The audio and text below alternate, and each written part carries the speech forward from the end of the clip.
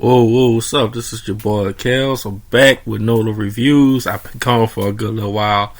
Sorry in advance. I've been worried about school, life, and all that's been taking up all my time, man. Especially school. I can't help it. I love getting this education. I love doing what I have to do to, provide for my family. But as I've been going to school, as I've been working, as I've been taking care of life and the family, I'm still holding it down for movies because that's my first love. I still love cinema, movies, series, shows, everything about cinema. I love superhero movies, regular movies, cinematic masterpieces, even the not so good movies, even the Oscar nominated movies or not. I'm here just as a cinema fan. So welcome back to Nola Reviews. Good to have you.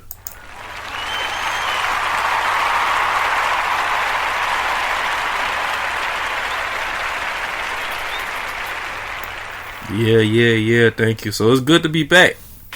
And this right here is going to be a quick podcast show. This is the normal show we do as far as top 5 movies of 2021. We usually do a top 5 list every year. This year being 2021, heading into 2022. So we have to get through this top 5. So I'm going to make it easy and quick. It's not going to be long because all these movies on this list are already reviewed at some point or another this year. So anyway, number 5 is King Richard. King Richard was a movie that came out with Will Smith. I mean, he made this movie about, Richard Williams and basically raising his daughters, Venus and Serena Williams, to take over the tennis world. And Will Smith did an amazing job. I mean, this is probably his best movie in a long time.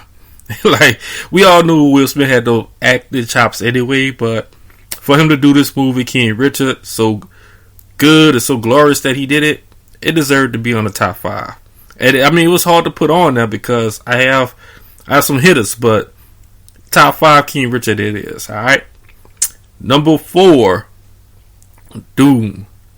Now I always say Doom or Dumb, whatever you want to call it, it's Doom. And this movie came out in 2021. This movie was a masterpiece of visual art. I mean, you looked at Doom and this movie just looked great. It's like Game of Thrones out of space. You know what I mean? But the story wasn't so strong as far as the looks of it, but as far as the looks of this movie, Doom, it was great. It appealed to me.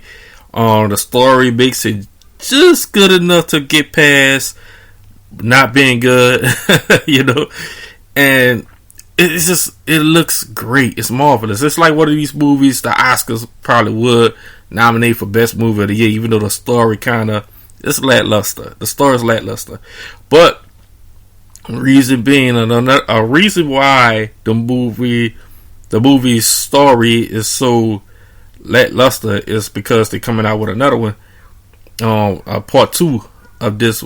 It's really one movie, but they split it basically into 2 or 3 parts. So we're gonna just roll with it for right now and see how the other ones turn out. But this movie deserved to be on the list because of its stunning visuals. You gotta put it on now. Number 3 was Zack Snyder's Justice League. Now, Justice League, the original movies, I actually saw that. The original movie, I saw that in theaters. With my family. I actually brought the whole family. I just remember being bored with it. It's like it wasn't as good as I thought it should be. And then we got Zack Snyder's Justice League. And Zack Snyder proved himself to be a big time director with this one. This movie actually looked like it should have been a series with all these parts on it. I think it was four part movie, like 4 hours long. So you could tell it should have been like a mini series or something, but the way it was directed, the way it was made, Zack Snyder knew exactly what he was doing. I feel bad that the studio kind of ruined the whole franchise for him. He was going through a tough time with the death of his daughter, so man, I give Zack Snyder all the credit in the world. He made a great movie, probably one of the best DC movies ever made, and it hits this list at number 3. Number 2. Now you're not gonna find this movie on a lot of lists right now, but I have to represent for my black artists and for this black newcomer director, man. The Harder They Fall. The Harder They Fall was a western, great movie, great actors, Regina King, Idris Elba. Man, the movie is just beautiful. It's magnificent. I'm not gonna name everybody else, but everybody in this movie did a great job. Great job. The story was amazing. It probably would have been number 1 if it wasn't for this number 1 movie that came out that's new or whatnot. It came out the end of the year by Marvel. Kind of giving it away, spoiling it a little bit. So I'm not gonna hold you too long on number 1, but number 2, Harder They Fall, was brilliant. It was great. I loved everything from the Western appeal from the story. The story was great. Just everything about The Harder They Fall. The acting was phenomenal. I mean, you're not gonna find a better cast in a movie than you're gonna find on The Harder They Fall. It was actually the best movie I saw this whole year until this number 1 film came out. And number 1 for me, for your boy Kels, is Spider-Man No Way Home. Spider-Man No Way Home just brings back all the nostalgia moments about the old Spider-Man, the old Spider-Mans from movies past. It was just the villains and Doctor Strange in that thing, and it was just a pleasure to view. I mean, they did the story pretty good. Like, they didn't mess it up. And that's one of the things that I acknowledge about it. Like, the movie is not a perfect movie by far. I mean, you got his friend on, what's the dude? What's Tom Holland? Well, Peter Parker, I should say. His friend name in there, not Flash, but the little chubby one. I can't think of his name for nothing. But anyway, his friend, he does the portal thing that Doctor Strange had to, like, really test and try, work his ass off to get. Like this guy just does it in this movie like that. So that's probably one of my gripes. But other than that, the story was beautiful. It's a Marvel movie, so it looks gorgeous, and they brought back people without messing up the movie. Like, the movie is actually a good movie. They stuck to the story.